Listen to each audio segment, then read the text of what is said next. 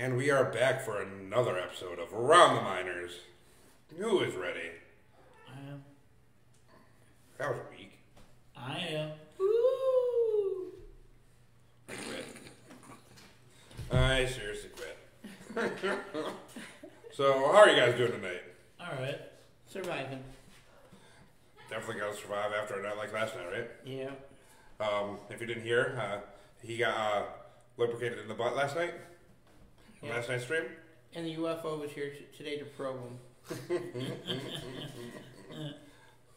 So we going all night. Take it in your own words for that one.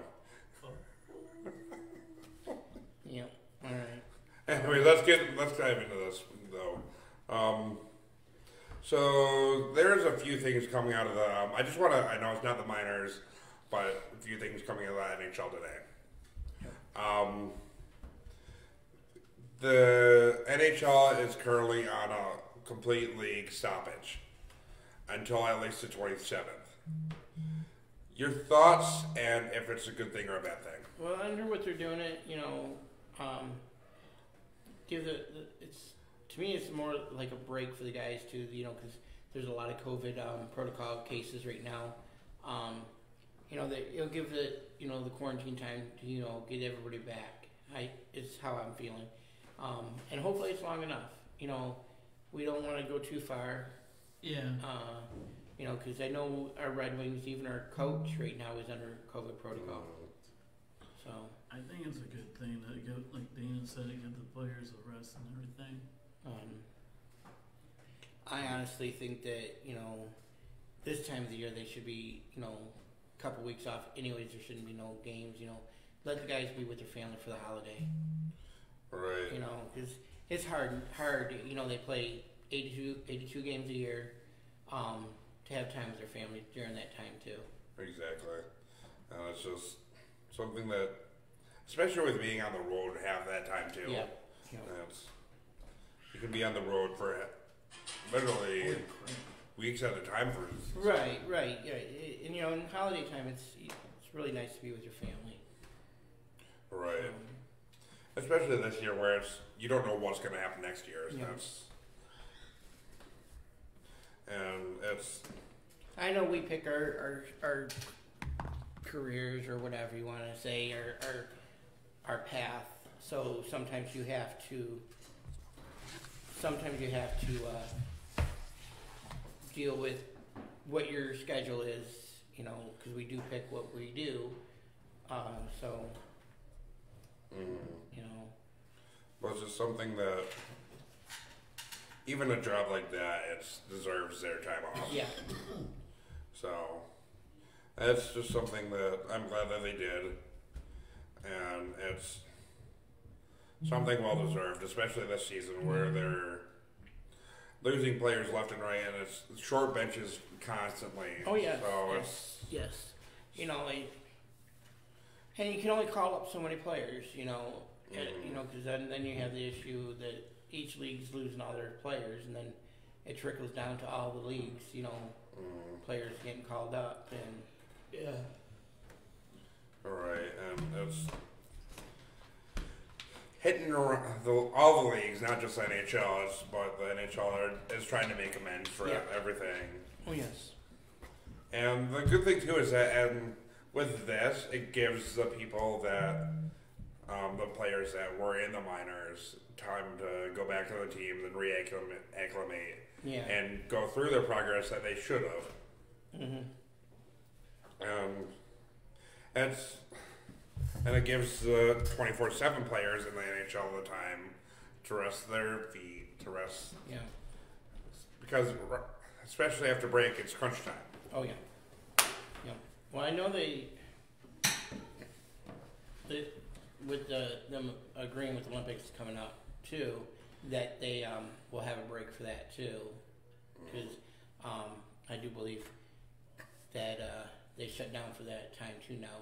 Mm-hmm. That way, teams aren't worried about, hey, I ain't got my top players, because they're up in the Olympics.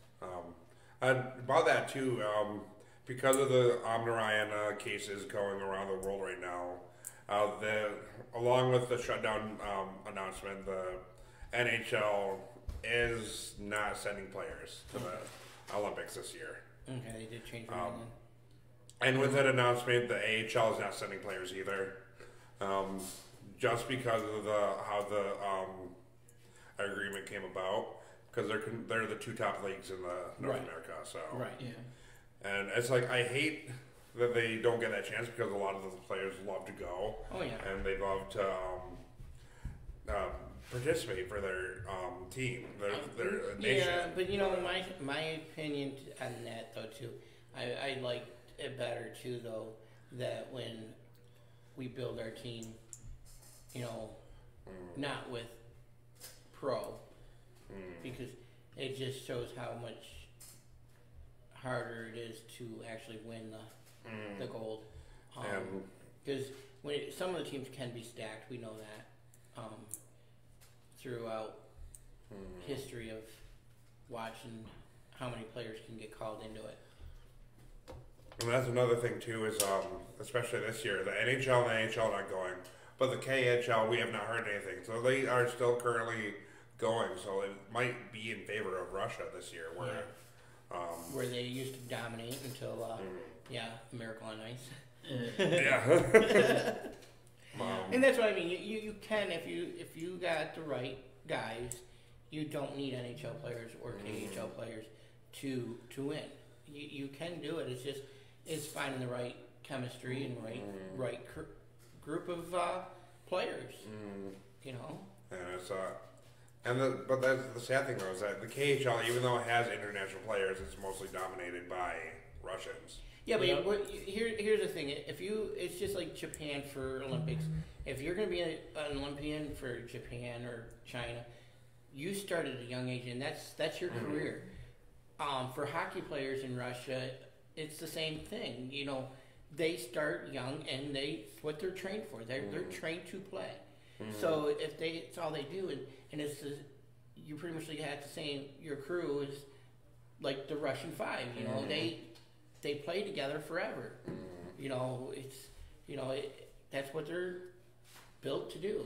If that's what your career is going to be, you're going to be that the whole time. Exactly. That's why they've always dominated this. Yeah. It might be a Canadian-built sport, but yet the Russians really dominated and understood it a lot better than You're right. Everybody else. It's just if that's what you decide to do right away, that's all you're going to be doing. And that's why even some like I said, Japan and China, sometimes it's hard to beat them in certain sports because that's from young age they're trained to do. And that's why you see a lot more, especially in the last few years, the NHL draft has been stacked by Europeans and Russians. Yep. And I'm glad that we're going international with this much, but when it comes to international play, the U.S. and the Canadians need to learn that we can't slack off even more. Right. So we need to build our. Hey, we got some great players. Yeah. Like I said, watching even some of the Silver Stick kids grow up and move on and do everything. It's like it's great. It's fun to watch. You just got to stick at it. If And those they need to realize from that young age. And I guess what I'm saying on the part of Russia and them, when you decide to do that, you're pretty much forced to stay that way, because that's how it is over there. It's different, Here you have the choice. If you decide I don't want to play hockey no more, you pretty much can hang it up right away. Right. If you pick a career in some of these other countries, that's what you're going to be doing. And that's another thing is too that over there's so many more different avenues for them to actually get into the sport as well. Right. While over here, if you're poor, you can't play the sport. Right. And a good movie, and I will say to watch if you want to understand what I'm trying to get across better, because I know I'm not probably explaining it the greatest way, is The Russian Five. They explain to how hard it was to get those players to be able to, I forget what the word is to get over here. To leave their country to come here. Because they would have been shot. Yeah. And it's, and it was the Iron Curtain was up until the late '90s. So it was just recently. Right, and that's what I'm saying. So I guess, like I said, that would be the best way to watch it because they actually explain it really well. What the procedure is for a lot of the guys that did come over here from the communist country to play in sports. And it's it goes into a little depth about that as well in the one in the movie where they just came out with that's about the Joe. Yep. Because they talked about how hectic it was to get Sergei Fedorov. Because it was all done in secret. Yeah. So that's pretty much. That's what I mean. I know I'm not explaining the best way, but those movies are the best ones to watch. And they will explain, what I mean by they're built as machines for pretty much hockey machines, to play just hockey or to do track or whatever, whatever they pick is what they want to do. They're stuck doing it pretty much. Exactly, and it's I guess it's not a recent documentary from what Kelly says, but I thought it was, but either way, it's a good one to watch. Yeah. It doesn't go as much into detail as the Russian Five, but at least it gives some sense paired with the Russian Five movie. Yeah. That gives you the real sense of how in depth they actually train. Yeah. And that is why they dominated for 40 plus years in the Olympics. And that's why it was such a big deal when they got beat. And I have to say, even their coach at the end of it, you can see that he knew he was beaten. Congratulations, pretty much. And probably is going to be in trouble when he gets home. But yeah, it's the Joe, which technically the name of that, like Kelly says, it corresponds with the opening of the Little Caesars Arena. But that movie is the Joe, the Detroit Red Wings within Joe Louis Arena. And then the other one that you're talking about is actually named The Russian Five. Yeah. So those are two movies to really check out. Yes. Pretty good too. And it's goes into not just the Red Wings, so it also goes into the backstories of a few different teams that got these players into the league. So that's. And then now back on to another comical type thing. If you want to find out a little bit more about our FEHL league, watch the movie Slapshot. I mean, that's true, but technically, back then they had salary caps, so they can stack their teams. Yeah. Well, there is no salary cap in Olympics because the guys aren't paid. Oh, it's not about the NHL. Oh, NHL? Yeah. Now that with the caps, it makes it better. You can't stack as bad. But you also have the good players like Datsuk, Yzerman, that are willing to take pay cuts when they play to help keep the team from being over the salary cap. And that really shone true when Brett Hall came in. Yep. And that's I'll get some money up, I believe Yzerman took a 40% pay cut just to get Brett Hall on the team. Yeah. And that's what, 25%? It was a nice chunk either way. Yeah. He took a pay cut either way to take the bring another player in to help the team progress. And with that being said too, Datsuk credits that season when Brett Hall came on to him getting his match cans. And if it weren't for him, from what he said, he would have never been successful in the NHL. Well, again, you get that chemistry with other players. Once you get the right line together, it helps. And again, Russia 5 dominated on that. Exactly. Once they got that whole line going, they were pretty much unstoppable. Exactly.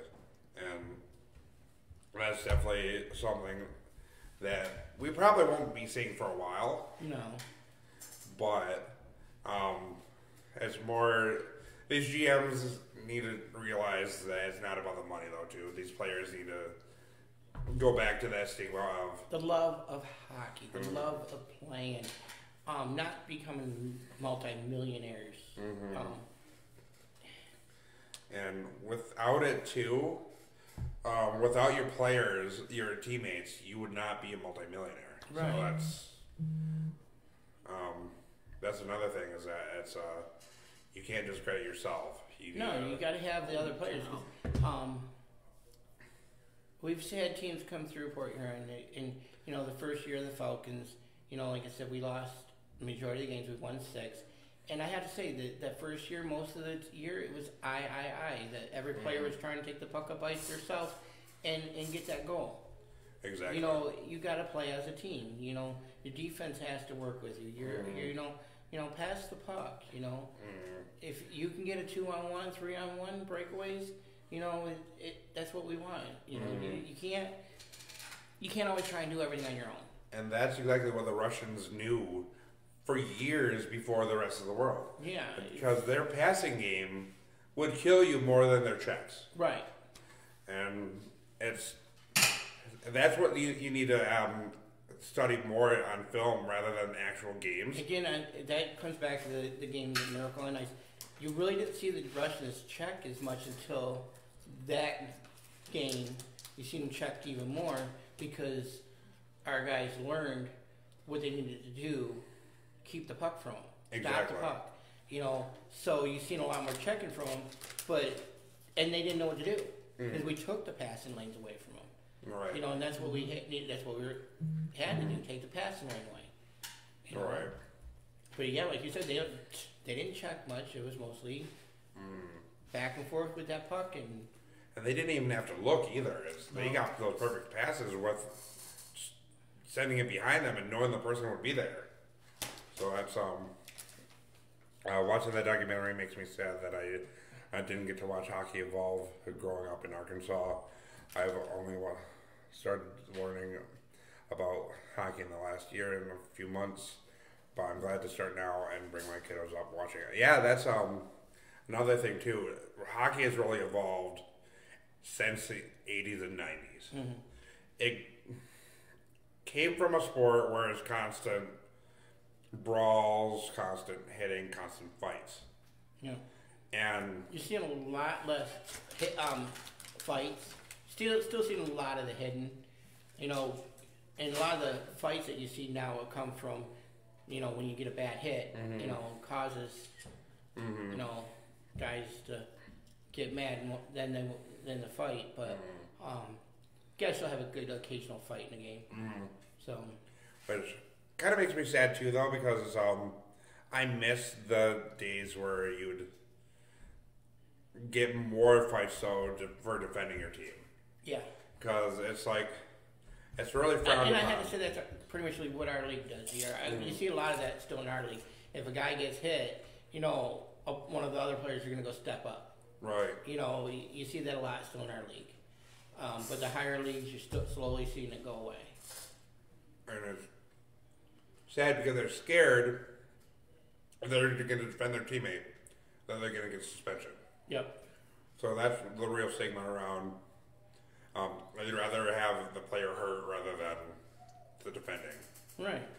So it's. Well, you still see a couple of the rules still enforced by and it's not a true rule. It's not a true rule, but this is a player's rule. You get a bad hit in a game, and you better believe that somewhere along the line, somebody's going to step up and take care of the issue. Right. And it's like I said, it's not a real rule, but that's that hidden rule, as they say, that players know. Right. I know I'm going to be getting it sooner or later for that hit.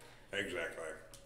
So, with that being said, though, we'll be back after these messages. Just remember to go to this website up here, MainStreetBlueWater.com, to watch all of our previous episodes and buy the merch. And we'll be right back after these messages. We were actually... Hey guys, it's Crystal from the Port Huron Prowlers. Back to you from behind the scenes. I'm with Mitz today, and Mitz and I are here to give you guys some examples of things the guys would like on the bus trip. Mitz, do you think the guys would like granola bars? What about fruit and vegetables? Okay, not vegetables, but how about fruit? Cases of water? What about some Powerade and Gatorade? Well, there you have it. Some true facts of what Mitz thinks our boys should have on the road trips. Thanks for watching and enjoy the show.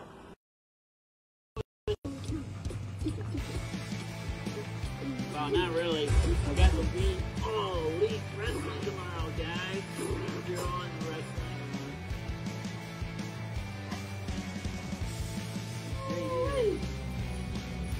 I can't believe I let myself get caught. That one was good.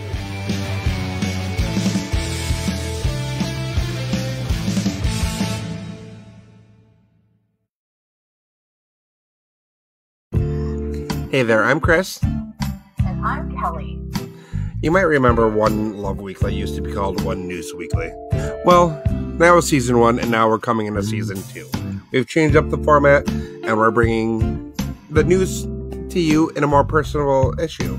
We're gonna give you more real-life situations to react to these news stories, and how you can love thy neighbor more. And I'm excited to bring on my co-host and correspondent, Kelly. That's me. And hey, wherever you're listening to, whether it be Spotify, Apple Podcasts, whatever platform suits your fancy, just make sure that you give us a subscribe and a follow and a share and whatever else you want to do. Make sure that you tell your friends about us. And I hope you enjoy for the future episodes.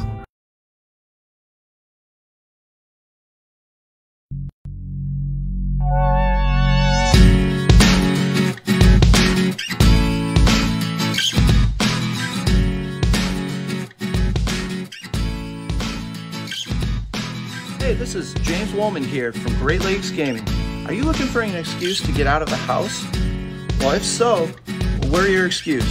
We have Pokemon, Yu-Gi-Oh!, Magic the Gathering games all week long. We run leagues, and we're also open 7 days a week. Every Thursday, we are running disc golf leagues at Hollandwoods Middle School from 5 to 7, all through the spring and summer. Recently, we have become part of the WPN network of Wizards of the Coast. We're going to be starting trivia on Tuesdays, and we run a Super Smash tournament the first Saturday of every month. So that should be plenty of reasons for you to get out of the house.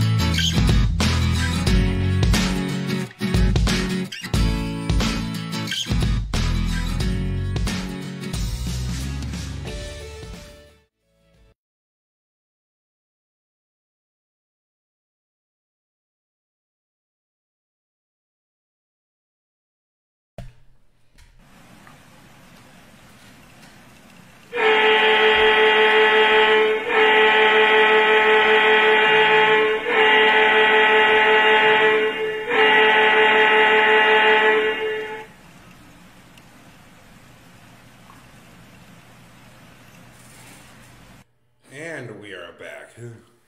That's kind of mesmerizing when you're actually watching the... Yes. I actually like the new background, how it feeds into to it now. I just honestly hitched my bag the whole time. So, as we said last night, we got things that are changing slowly that we're working into our shows. Anybody comment on the light being in there? That's... I'd like to know what you guys think. So Yeah. It's cool. So, or do you like it better it's showing up on the other screen? So definitely make that comment. Because we'll take any feedback. We want to make it fun for everyone. So. Oh, yes. But with that going into the FPHL full league tonight. Starting off on the 16th and 17th, we went over that those Port Huron games. Which were kind of Yep. and those are for both sides too, where they kind of back and forth most nights. We need to definitely work on our defense or get our defensive players back. Yeah, There was 2 more games on the 17th, though. Delaware lost to Binghamton at home, 2-5. And then other game broke a record. It was Columbus and Carolina in Biloxi, Mississippi. attendance. I bet you anything that SPHL is kind of hitting themselves on this one because 7,200 plus showed up to the game last night. 72-88. And it's the Mississippi hadn't seen those numbers in years for the Yeah. Correction. Last Saturday. That wasn't Saturday. Was it? Friday. Oh, That was Friday. Friday. And I'm just talking about the SPHL. They hadn't seen that in years. Yeah. Yeah. Yep. And the other leagues passed up this this area. You Were know. they in SPHL league? Yeah. Lorena? Yeah. Well, they started off in the ECHL, dropped down the SPHL for the last 10 years, and then, Down to No. us. which is a good thing that's gonna make up for a good rivalry for Columbus. Yep. Especially if they have Joe actually playing for them, because they'll get a passionate player out of him. Yeah, and Joe, like I said, Joe's definitely a good guy. Hate to see him go, honestly, because he's been here from day one in Port Huron for us. You know, help promoting and building here with his his dad and Barry. And it's But we got a great guy taking over. exactly. They picked a perfect person to take over. And I'm definitely excited to see what Matt brings for Yep. Prowlers. Like I said, Oh, yeah. I think he's doing great. But we all, as we say, unless it's a player that's not really liked that much, it's sad to see any player go. Yeah. It really Yep. is. I don't think we've really had too many players that we were happy to see go.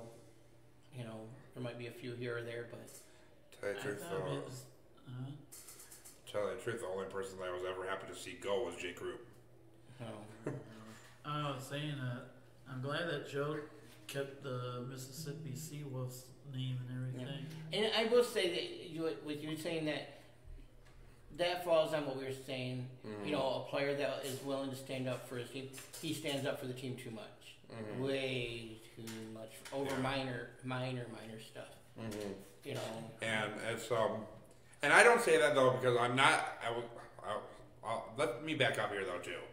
I wasn't happy to see him go because he was a bad player. I was happy to see him go because he was not gelling with the team here. And No. Well, that's what I'm saying. He's even on other teams been known to fight with his own teammates.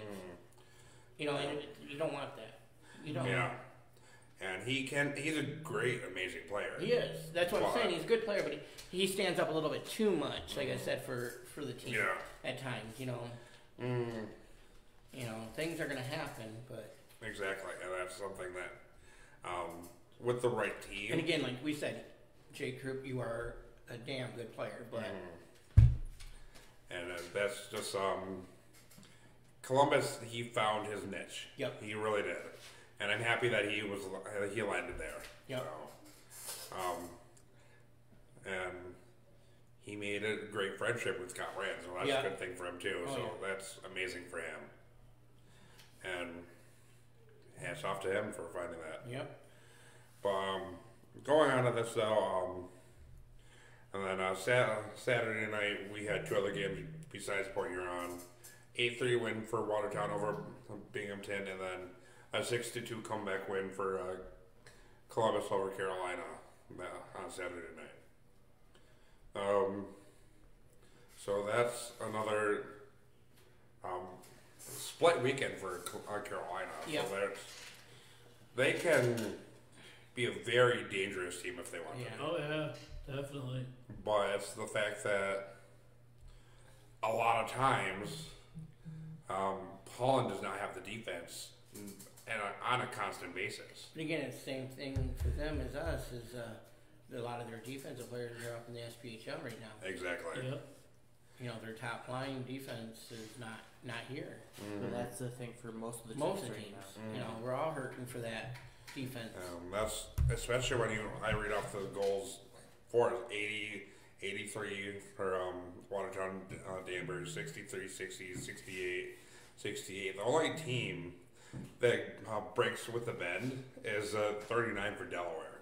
So that's reading off those goals throughout the season. It's kind of, you can tell that they're not really that good. I hate saying it too, but there's not the pick of the crop for defensemen right now.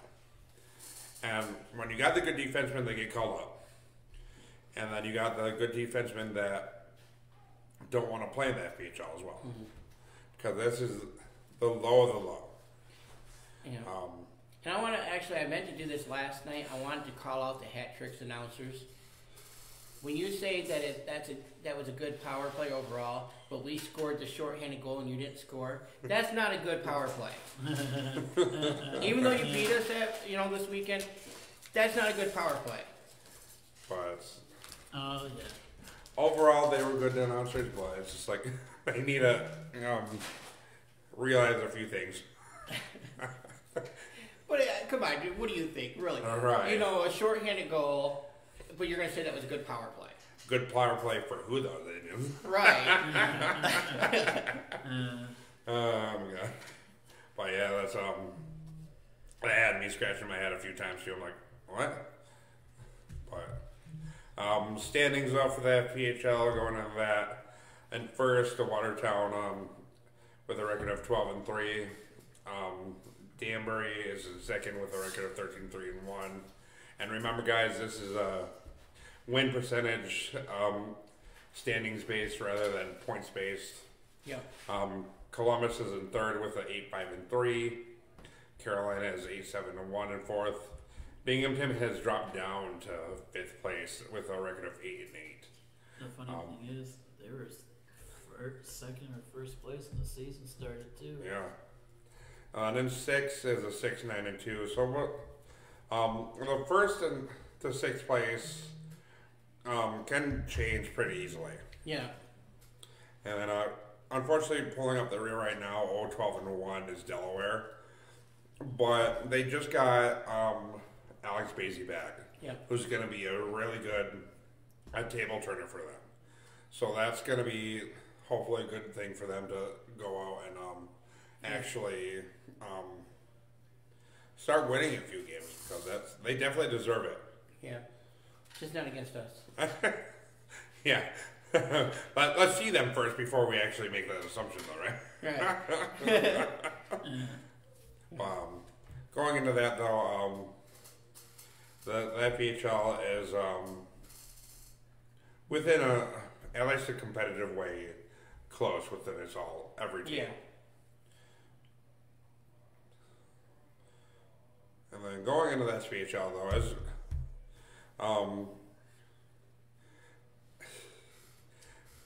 I wish you guys were on the same pages that I was, but it's just the SPHL has been going off lately. There's been like a lot of rise in like fans saying they hate this team or that team, and it's quite funny because it's the team that's been getting the most hate right now is Peoria Rivermen. And it's because their fans were constantly attacking Quad City at the start of the season. It's funny that the tables have since turned. Mm-hmm. So it's pretty much the Fort Wayne Comets. How their fans got attacked, especially back in like the 2008-2009 season, where they were like, "Oh yeah, we're the best team ever." Then all of a sudden, the fans just started attacking Fort Wayne because they were fed up. Right. So do you blame them for being pissed off? Oh yeah. Well, another item that we didn't get to address last night is the fans dumping stuff on our players. Yeah. And the announcers making the statement, well, the guys brought it on themselves. How did the players bring it on themselves for the fans to be throwing stuff over the rail on top of the players. That should never happen, and that should have been penalties. You know, I understand security did remove some of the fans, but no, that should have been automatic penalties against the team because they wouldn't stop. Right. And that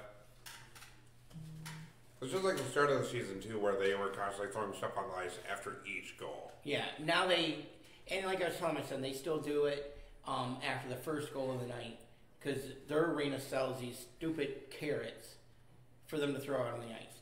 I think that's still not necessary now that we're into the season.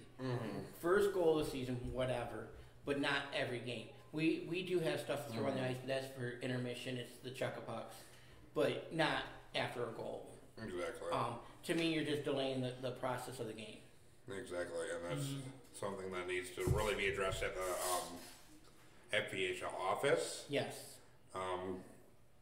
So please get that taken care of real fast. You know, we have a break from here until the 26th, so please address that. You know, it's not. Come on, that's Crazy. just. You know, because again, how it takes them, an extra 5 minutes or so to clean all that back up. Exactly. And this is exactly why there's that delay of game penalty. Right. For a second, I thought it was laughing. Because they're not, other than teddy bear toss type things, even the higher leagues don't allow that. And nothing is to be thrown out on the ice at any time unless it's scheduled to be done by the ahead of time. And like as a teddy bear toss, the chuck-a-puck is we do during intermission. That way they got the time to clean it up before the Zamboni comes out. Stuff like that I can understand, but not during gameplay. Exactly. Octopi. And talking about Octopi too, though, there's been so many times where the Red Wings they've gotten delay of game penalties for that. Usually they allow one or whatever, and then they warn the fans about throwing stuff out on the ice, and if it happens again, they get penalized. But there's even been nights where it's like when the Octopi is still in the air, that they're already sending someone to the box. Yeah. So it's myself, I can't see spending that kind of money on something that's so delicious to eat and wasting it. Yeah. But it's 27 on the last night of Joe Louis, too. Well, somebody threw one on our ice, home opener, they threw one out. I'm like, especially in this town, for the income that's average income in this town, I would not waste that kind of food. Exactly. That's something that seriously does need to be addressed, though, too. And I just loved how the referee didn't want to pick it up. He made the other guy get it. What was it? Was it Gene that didn't want to pick it up? Yeah. You could see the serious disgust in his face.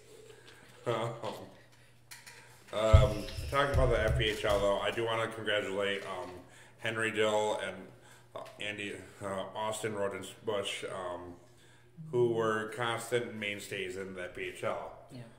They currently play for Roanoke in the SPHL, and they were both named co-players of the week this week. Cool.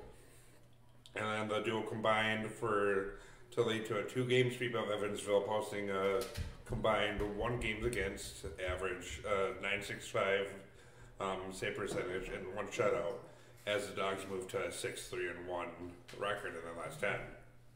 So they're doing really well up in the SPHL. So it's something that this league proves that we can produce. Yeah, we can produce. We can. It just it's just something that needs to be seen. But I do want to congratulate them again, though, too. And good evening, Laura. Nice to see you in here. Hello. Laura, you'd remember Henry Dill. That's one of the favorites on Elmira. But yeah, going to SPHL even more, though. I want to also talk about, because Huntsville, they've been a constant mainstay on the top this season so far. And people are getting fed up because the Huntsville played 8 games so far of their 21 against Pensacola. Yeah, we've had that issue in our league for a few times, and where we play a team constantly, and it, for me, love of hockey. You go, but it does get kind of boring watching the same two teams constantly play. We had that issue when we had St. Clair Shores. Yeah. We played them week in, week out. It seemed like Same team every night. So some people are getting fed up with the SPHL and their scheduling, especially since the unfortunate circumstance of having to reschedule a few things. Right. And they're like, no wonder Huntsville is sitting atop the standings right now. They haven't played no other challenging team yet. Mind you, Pensacola is sitting in 5th right now, but still. When you play a team so many times, you know that you start to learn the tendencies and. Well, that's like I was saying in one of our episodes when goalies get traded and they play their original team that they were on. Usually you have that goalie's number because you practice together. You know what to expect. Exactly. Out of the goalie. That's the same thing when you're constantly playing a team. You learn their emotions. You learn their moves.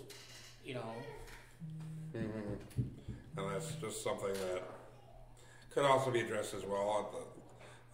Like I said, I don't want to see any on team. your scheduling committee. Yeah. Yeah. I don't want to see any team go under, but also it's the fact that the schedules need to be upheld and not be switched constantly. Yeah. And I know it's COVID and all that, but something needs to not give. Laura said, who do I remember? Henry Dill, the goalie. Going into the SPHL standings, so Huntsville, like I said, is the top of the standings right now with a record of 19 wins, 1 loss, and 1 tie. Quad City Storm sitting in 2nd with a record of 15-2-2. And 3rd, Knoxville Ice Bears with a record of 14-3-0. In 4th is the Fayetteville Marksmen with a record of 14-6-0. Pensacola sitting in 5th, the Ice Flyers with a record of 10-8-3. In 6th is Peoria Rivermen with a record of 9-3-1. The Evansville Thunderbolts with a record of 11-9 sitting in 7th. In 8th is the Roanoke Rail Yard Dogs with a record of 8-5-2. The Binghamton Bulls sitting in 9th with a record of 3-15-4. And Macon Mayhem sitting in 10th with a record of 3-16-1. And then the Vermilion County Bobcats sitting in 11th with a record of 2-13-2. So with that, remember to go to MainStreetBlueWater.com. See all our previous episodes as well as future shows that we might have. See our merchandise over there too, and also see what we are nerding out about lately. So we'll see you guys right after this commercial break.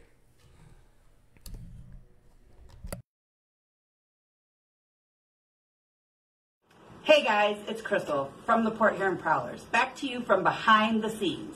I'm with Mitz today, and Mitz and I are here to give you guys some examples of things the guys would like on the bus trip.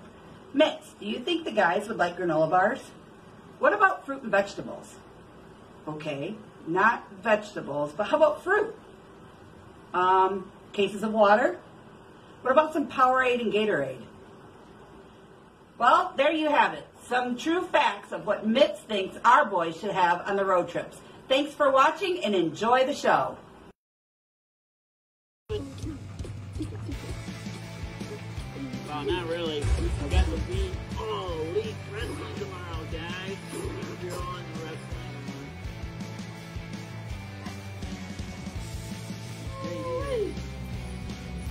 I can't believe I let myself get caught. That one was good.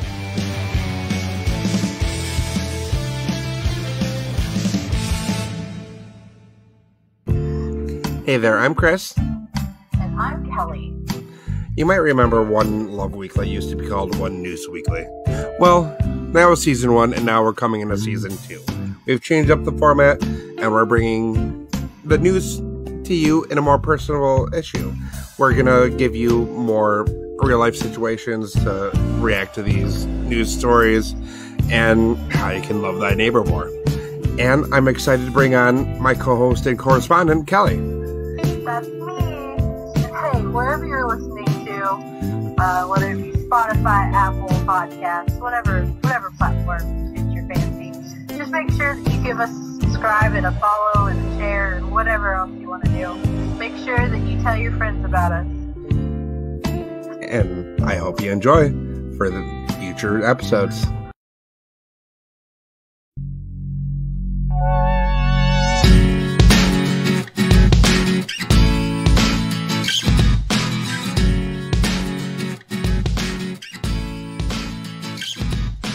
Hey, this is James Woolman here from Great Lakes Gaming. Are you looking for an excuse to get out of the house? Well, if so, we're your excuse. We have Pokemon, Yu-Gi-Oh!, Magic the Gathering games all week long. We run leagues, and we're also open 7 days a week. Every Thursday, we are running disc golf leagues at Hollywood Middle School from 5 to 7, all through the spring and summer. Recently, we have become part of the WPN network of Wizards of the Coast.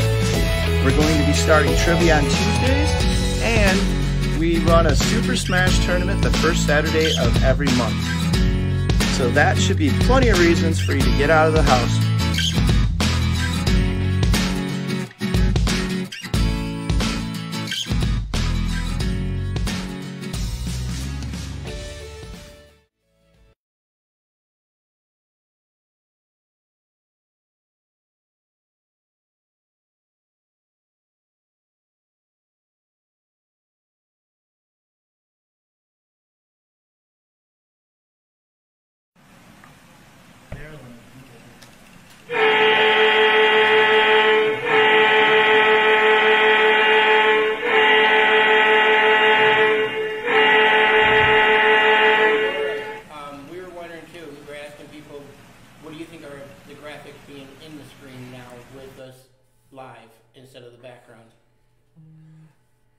Definitely kind of weird.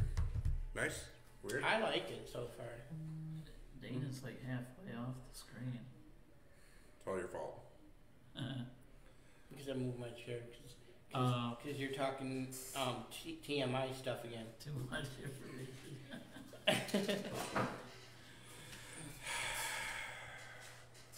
I quit.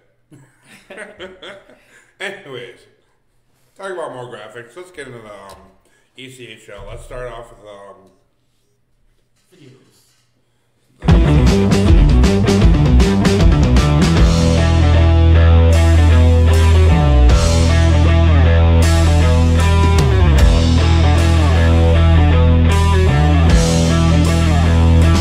Masella skates free and finds Winicky. To the near wing, here comes Masella right down the middle. Masella to the backhand, and a pad save from Tyler Parks.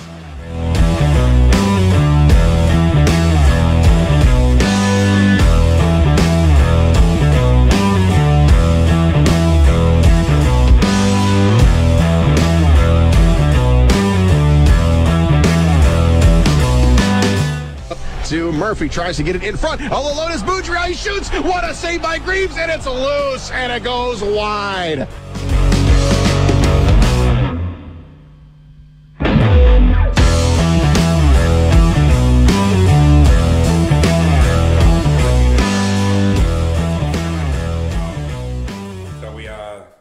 So you could hear exactly what was going on. But yeah. Yeah, but my idea on that part, when you're doing those, I wouldn't mute it. That way we can actually talk about the right. if we want while it's happening. So, but like I said, though, we're constantly trying things out. Yeah. Trying things out, and I didn't think about that until after you muted it. Yeah. That we could say what we thought of the goal or whatever. It was a pretty goal. Talking about that, though, the shots.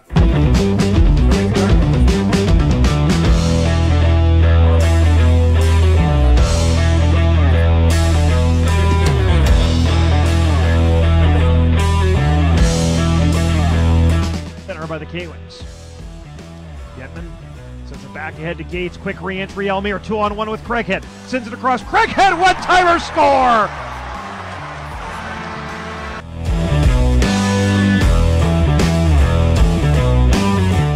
But a pass took him too far, and now here's Harrison, fresh out of the box. Harrison's in with a wrist shot. Score! Chase Harrison.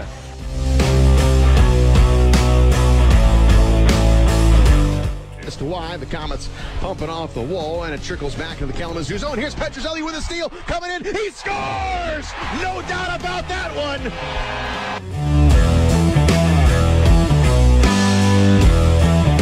Going into the left circle, takes it up near the line, cycles it down low, chasing after it is Hawkins, but it's controlled, and then turnover and a shot, they score!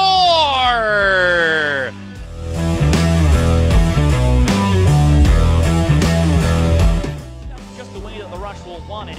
Low shooting for Idaho because the more shots that they have, the better chances they're going to get. Oda turns over the puck, loose in front, through the legs, scores!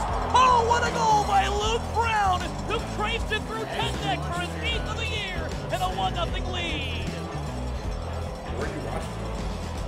He put that puck through his legs to get it into the back of the net. My goodness, what a way to open up the game.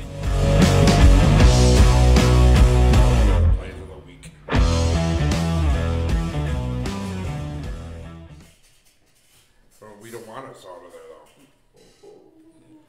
but we're still live. Okay. So that last goal was by who? The Rabbits scored it, or the Vomits? I don't know who that was. Rabbits. Well, way to go, Wabbits! Beat those Vomits up. Right, yeah, that's those are some good goals. That's the ECHL definitely is a promised land as of late, so that's a good thing for them. Kelly, I heard you say play of the week. Yay! You heard us say something. But no, with that though, going in the ECHL standings though, the Newfoundland Grounders are still on top of the North Division, going up 15-5-1 since the start of the season, and then the Trios Rivers Lions 14-8-0-1. And then in third is Adirondack Thunder. I'm sorry. You need to stop dying over here. 10-8-1. The Reading Royals 8-6-4-1 in fourth, and the Maine Mariners in fifth with a record of 8-11-3-1. And then in sixth is the Worcester Railers with a record of 8-10-0-1. Jacksonville Icemen with a record of 15-8-1-1 is in first into the South Division. In second is Florida Gators with a record of 13-7-2-3. Third is Orlando Solar Bears with a record of 13-10-1. And fourth is Atlanta Gladiators with a record of 11-11-2. In fifth is Robert Vahovic's special team. Greenville Swamp Rabbits 9-10-3-1. In sixth is the Norfolk Admirals with a record of 10-14-0-1. Fifth place, that's not bad. And in seventh is the South Carolina Stingrays with a record of 9-12-2. Well, technically, fifth place isn't really good, especially if you go by the whole league. Yeah. That means they're even, Just a little bit worse. Yeah. Their division's good, but not the whole league. Because yeah, it's usually only the top teams in the league, your division though, still that go to playoffs. The Central Division though, Toledo Walleyes in first with the record of 16-6-0-1. Fort Wayne Comets in second and with a record of 13-7-3. In third is the Wheeling Nailers with a record of 14-8-1. And fourth is Cincinnati Cyclones with a record of 14-11-0. And fifth is the Kalamazoo Wings with a record of 12-10-0. And sixth is the Indy Fuel with a record of 8-12, 2-1. And then 7th is the Iowa Highlanders with a record of 8-13, 2-1. And if you want to talk about a good division, this Central Division is actually heated. Yeah. So expect anybody that from any team from the Central Division that goes to playoffs to make it deep this year. You only got one game playing right now. What? You only got one game playing right now. Well, and then finally going to the Mountain Division, Utah Grizzlies 17-8-1 in first. Idaho Steelhead 16-8-0-1 and second, and third is Rapid City Rush with a record of 11-12-1-2. And fourth is the Tulsa Oilers with a record of 11-9-0-1. And fifth is Kansas City Mavericks with a record of 10-13-1. And sixth is the Wichita Thunder with a record of 10-13-1. And then seventh is the Allen Americans with a record of 8-9-3. So, with that being said, that is the ECHL right there. I'm going into the leagues to see exactly where the Swamp... Yeah, the Swamp Rabbits are actually in 16th out of the whole league right now. 16th? Yep. We can make it. How many teams are there? How many games are left? 27. They have roughly about 40 or 50 left. They can still move up. They can Yeah. move up. Any team actually could still move up somewhat, you know, out of the spots they're in, but. So it's still a chaotic. Shake it off. Wow. I don't feel comfortable here anymore. But yeah, so come playoff time, you could see any number of teams from any division. So that's I'll be top 10. Well, for me, in my opinion, in any of our leagues right now, anything can happen in any position right now. It's still early in the season. Exactly. You know, you can see a lot of changes, a lot of shakeups, a lot of disappointments, like the Lions game this weekend. Disappointing.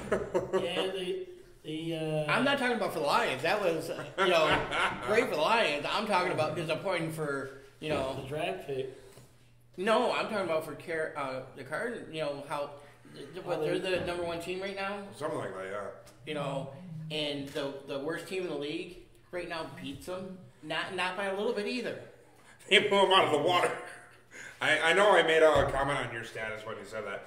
I'm like, Jacksonville, at least we're not the worst team in the league right now. Detroit, hold my beer. We're going to fix this real quick. So, and the only reason why Detroit is ahead of Jacksonville in the standings right now is because of that tie. Yep. So, but that's what you get though, is Michigan, especially it correlates with the weather. It's like, it's hold my beer weather. We can screw you over no matter what. Yeah. And but it's not the same though, because they're playing in a closed arena now. It's not like they used to be when they played in the snow. True. So that does affect certain things. So yeah. You know, because you guys admit, even when the Lions were, back, they're always been bad lately. But I'm talking when there's snow on the ground, we'd womp all over teams because our guys got used to playing in the snow. Mm-hmm. Or heavy rain. It's like, I actually heard a statistic as of late too. Our last NFL championship with the Lions came back in '55, like we all know. Mm-hmm. And ever since then, they've only won one playoff game. Mm-hmm. And not just since '91, it's been ever since '55. That makes it even worse. Yeah. So it's like, they need to get back to playing in the snow and the rain. Yeah. And that's why Green Bay does so well, because they have the open air. Yeah, and they're used to it. Mm-hmm. Okay, on to our last league. Going into the American Hockey League. So with that, in the Atlantic Division, Springfield is sitting atop with 51 games remaining. There you go. 15-7-2-1 is the record. The Hartford Wolfpack with 50 games remaining, with a record of 13-6-2-1. Third is Providence Bruins with 50 games remaining, a record of 11-7-3-1. And fourth, the Hershey Bears with 53 games remaining, playing a record of 12-8-2-1. Who's that? You can go down right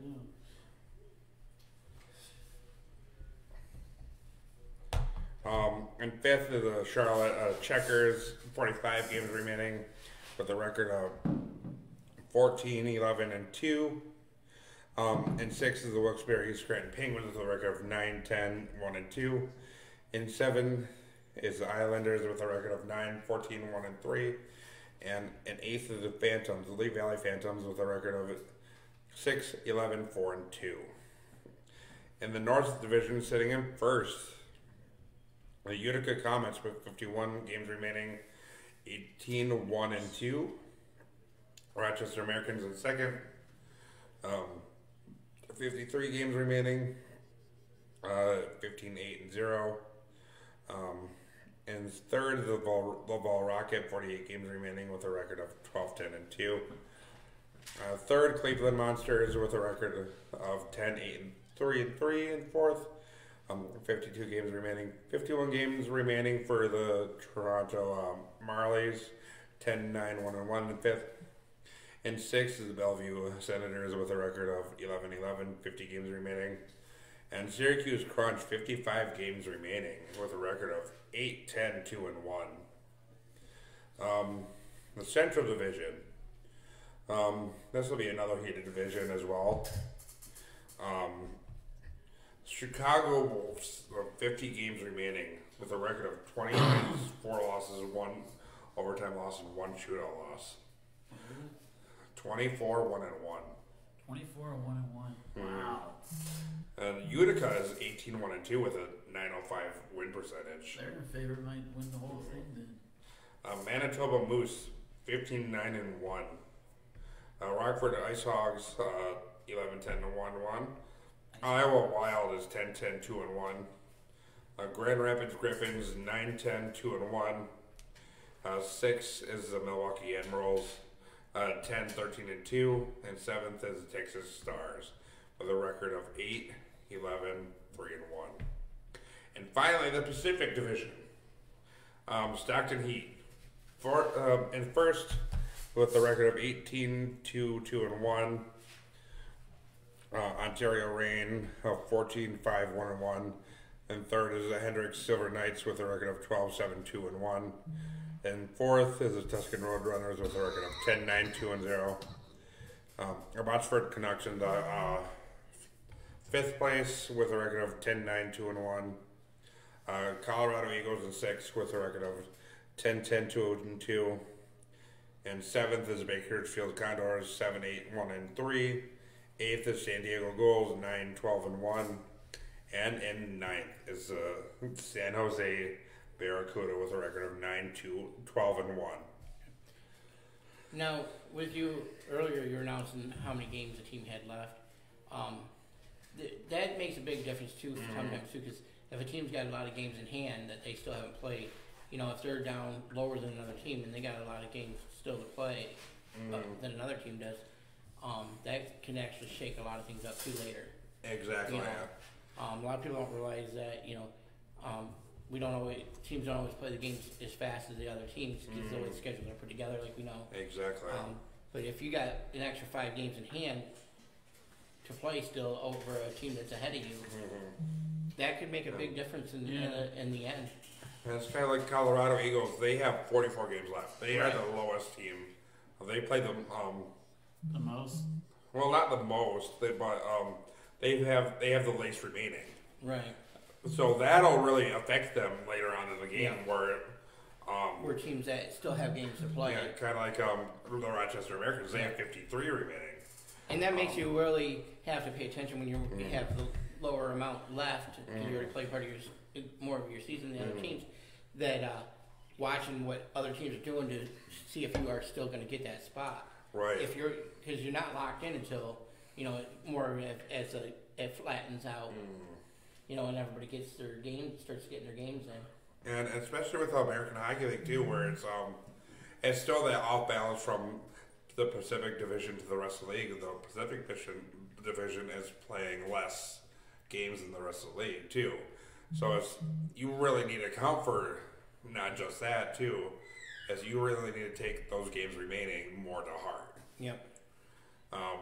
Because this is a weird season, and because you'll hear, especially early on, Charlotte Checkers has played 27 games with 45 games remaining, but yet Springfield Thunderbirds have played 25, just 2 games less, but still have 51 remaining. They have 6 games on hand. Yeah. And that goes back to what we were talking about in our league, how we go by win percentage, and that's why my biggest opinion on how would you balance a team out if you brought them in mid-January? How would you balance it out to where that they couldn't pass any of the teams that easily, because their games are all going to be right away, and they're going to definitely play less games than us. And if we go by win percentage, how would you balance it out that they didn't, go over a team that actually played more games and deserves it? Exactly. And that's, like I said, my biggest reason. I don't have a problem with the team coming in if it was a lot earlier in the season. If there was only maybe 1 or 2 games, missed. But now that we're already, for our league, almost to the midpoint, how would you balance the stats to make it where everybody's even? Even the amount where, so if they win all 10 of their games that they're given, that would actually put them in first place for win percentage. Yeah. How would you do that? And that's why I like the implementation that PHL had for last year and last season only. You had to play at least 15 or 20 games. Yeah. So so they need something like that in place if they bring in Elmira mid-season. Right. But I haven't heard nothing else on that myself. So I'm going to say to myself, don't look like that's going to happen because January's really close. Really close, so. And it's, which would probably make sense because they, probably thought about the same thing and they're like, how would you balance it? You'd have to count something against them right at the moment to make it where it averaged out. Even if you had to put in ghost games where they were automatically losses to balance this out. Exactly. You'd have to do something to balance it. Right. And you really don't want to see that on a new team's record either, honestly. That'll be our question for our viewers for the next time we're on air for the minors. Yep. Is how would you balance a new team coming in mid-season? So, with that being said, we will see you on the 31st for a broadcast. New Year's Eve special. So, see you guys next time.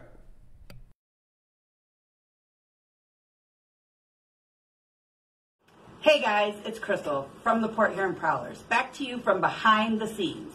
I'm with Mitz today, and Mitz and I are here to give you guys some examples of things the guys would like on the bus trip.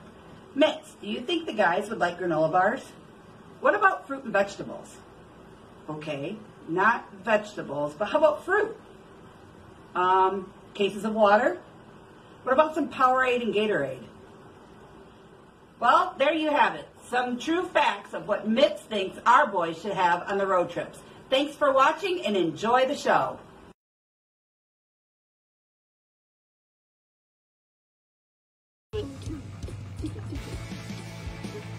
Well, not really. We got the Beat All Elite Wrestling tomorrow, guys. If you're on wrestling.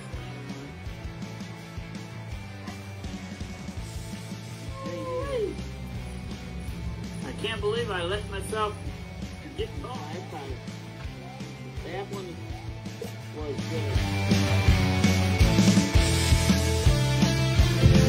good. Hey there, I'm Chris. And I'm Kelly. You might remember One Love Weekly used to be called One News Weekly. Well, that was season 1, and now we're coming into season 2. We've changed up the format, and we're bringing the news to you in a more personable issue. We're going to give you more real life situations to react to these news stories and how you can love thy neighbor more. And I'm excited to bring on my co-host and correspondent, Kelly. That's me.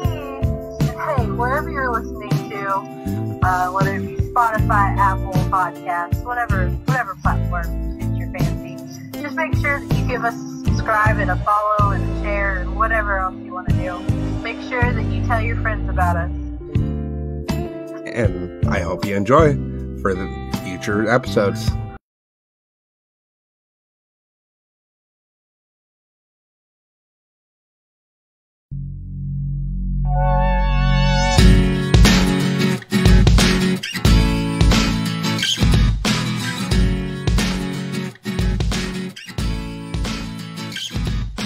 Hey, this is James Woolman here from Great Lakes Gaming. Are you looking for an excuse to get out of the house? Well, if so, we're your excuse. We have Pokemon, Yu-Gi-Oh!, Magic the Gathering games all week long. We run leagues, and we're also open 7 days a week. Every Thursday, we are running disc golf leagues at Huntington Middle School from 5 to 7, all through the spring and summer. Recently, we have become part of the WPN network of Wizards of the Coast. We're going to be starting trivia on Tuesdays, and we run a Super Smash tournament the first Saturday of every month. So that should be plenty of reasons for you to get out of the house.